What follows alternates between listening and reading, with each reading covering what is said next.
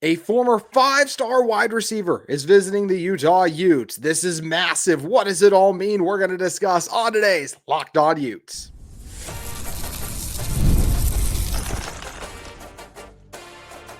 You are Locked On Utes, your daily podcast on the Utah Utes. Part of the Locked On Podcast Network, your team every day. Hello, everyone, and thank you for making Locked On Utes your first view and listen of the day. We are part of the Locked On Podcast Network, available wherever you get your podcasts, as well as on YouTube. If it's your first time listening to this show, make sure you like and subscribe. My name is JT Wistrcill, former intern inside the University of Utah Athletic Department. On today's show, it's a bonus episode, just talking about one thing. Micah Hudson, former five-star wide receiver, visiting Utah, 22 Forever game, in town for the weekend. This is massive. I think this is the only visit, based on what I've seen he has lined up right now.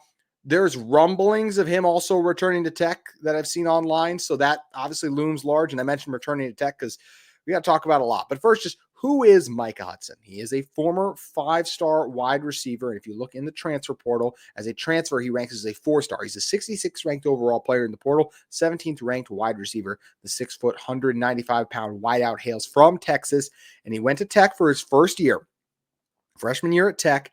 It didn't really pan out there. He caught 8 passes for 123 yards in limited action last season, so did burn his freshman campaign. But after that, he enters the portal, and I will say, battled some injuries, so didn't really get to participate in spring ball last year, so didn't get off to the hot start and just that strong start that you see a lot of other guys get to. So, but it doesn't go to plan. Texas Tech year one, enters the portal, goes to A&M. Big get for Mike Elko. Well, at least they thought. Mike Elko announced in March that Hudson wasn't on the team, and apparently Hudson had actually left by mid-January, reports suggest. So there's a lot here, and we don't know exactly what in all those decisions, but the fact that Hudson went to A&M and didn't make it through January after committing there in December, it's absolutely concerning. Like, we can't overlook that. I'm definitely intrigued by this, and he's a guy that hopefully comes to Salt Lake and it works out, but he had 44 yards receiving, whereas most in the game last year was also against North Texas. It takes freshmen and just receivers in general time to acclimate. All positions, it takes these guys time to acclimate. So even if Utah were able to land Hudson, I don't know if this is necessarily the case where right away, like, oh, he's this team's best receiver. As you know, sometimes a 5-star can be that. And Utah, this would be massive. Utah hasn't gotten a 5-star, right? So like if they were, and he's not a 5-star anymore, now a 4-star, but this is not the type of receiver that Utah would, the type of player that this Utah team normally ever gets. And part of the reason they have a chance to get him is because there's some stuff there. There's some baggage that's obviously happened with these other teams and other programs. So that definitely makes me nervous. Like, I can't act like that Utah's just about to land a 4-star receiver and that nothing happened. It's really exciting that Jason Beck, Devin Dampier, like whatever potential this offense has, however this has happened, it's incredibly exciting that Hudson could end up being a Utah Ute, that he's on campus for a visit. And I absolutely believe this is a guy Utah should do everything they can to try to bring in. But I'm also just saying, you can't just be like, oh, this is a 5-star. He's instantly Utah's best receiver. Like, we have to be realistic about the expectations. There's a reason that Utah, I've talked about this a lot on this show, Utah was consistently beating Oregon and USC back in the end of the Pac-12 era, when those schools were consistently recruiting at a higher level, because it's not always about who you recruit. It's about who you bring in and who you develop. And Utah's done a great job of bringing and developing those right guys. So all of a sudden, just because they get a 5-star recruit doesn't mean like, okay, now this 5-star is going to be everything I think he's going to be, because that's just, it's the nature of recruiting. There's hits and there's misses. Utah had, what was it, like 3 4-star running backs in the class of 23, and they're all gone now. And prayers up to a speedy recovery for Mike Mitchell too. I think I saw he got hurt at Arizona, so I hate to see that for him.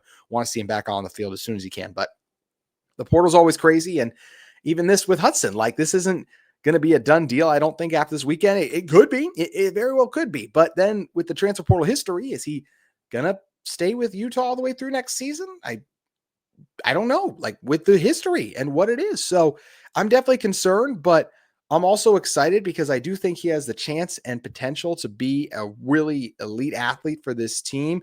He is one of the, talking to someone who is familiar with Hudson's game earlier today, I was told that he does an exceptional job tracking the ball and can make contested catches, high points passes at a very high level.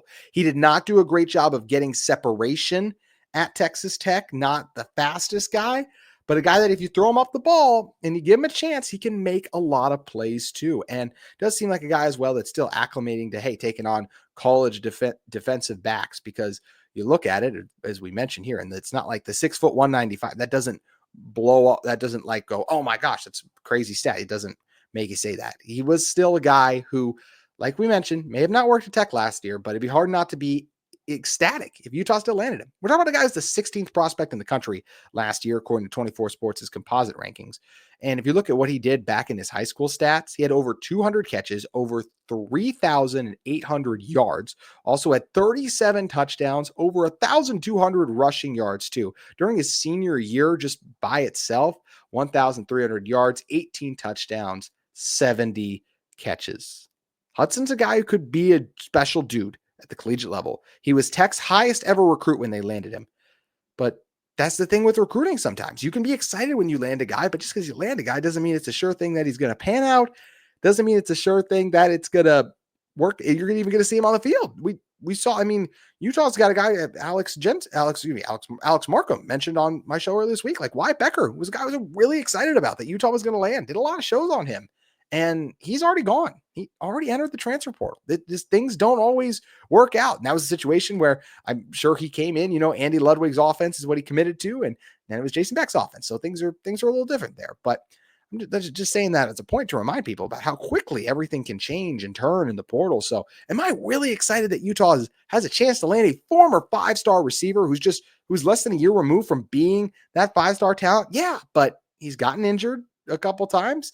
And this will be his third team, and he has 8, and he had 8 catches. Like that absolutely is concerning. A guy who I still think has a chance to be incredibly productive, but 8 games, 8 catches, already third team, wherever he ends up at, and gonna have a chance to get his revenge game against Tech if he comes to Utah. That's for sure, as we'll see the Red Raiders come out to Salt Lake City early on in the season. It's Utah's Big 12 opener.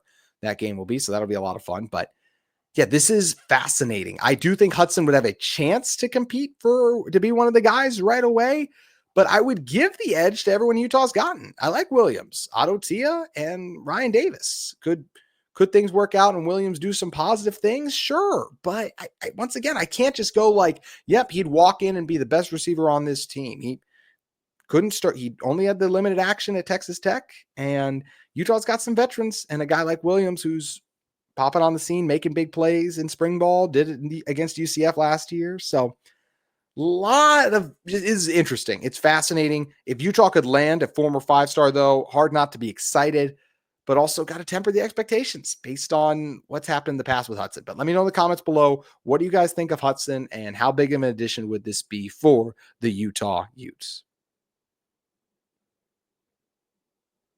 Today's extra episode of Locked On Utes is brought to you by our friends at Amazon Fire TV. Did you know your Fire TV is also an Xbox? Turn your TV into your gaming and entertainment hub with Fire TV Stick 4K devices. No console required. Just grab your paired controller, subscribe, or sign into Xbox Game Pass Ultimate with EA Play included. You're ready to play. Dive into hundreds of premium titles from EA Sports' College Football 25 to Call of Duty, Black Ops 6, and Avowed. As easy as you stream your favorite shows, it's gaming made simple, and it's all on Fire TV. They have the latest technology for elevated playing with Wi-Fi 6, 6E, and auto low latency mode advanced technology. Fire TV Stick 4K delivers smoother, more responsive gameplay with lighter, faster speeds that you need to stay competitive. There's also that endless entertainment. With 4K streaming, you can watch more than 1.5 million movies and TV episodes from your favorite subscribing services like Netflix, Prime Video, Disney Plus, and Max. You guys can head over to and check out the affordable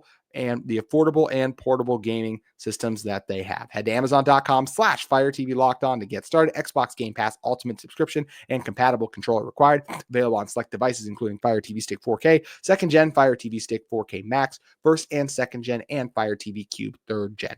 Head to Amazon.com/Fire TV Locked On to get started today. That's going to do it for our bonus episode. Once again, drop it in the comments below. What do you think of the Micah Hudson visit? Are you excited? Are you nervous because of how frequently he has moved on from teams? He, once again, didn't get through January with Texas A&M. It's hard not to be concerned about that, just like it's hard not to be excited about the chance to land a 5-star receiver. So drop however you guys are feeling in the comments below. Hope you enjoyed the 22 Forever game. We'll have a live show a little later on after the game is wrapped up, recapping what we saw in our first taste of the 2025 Utah football team. And then next week, full coverage and reaction from everything Utah related and a lot of portal news. It's only going to continue to trickle out. Utah football doesn't stop, so neither do we at Locked On Utes. Thank you for tuning into our show. Hope you all have a great weekend. Enjoy the 22 Forever game.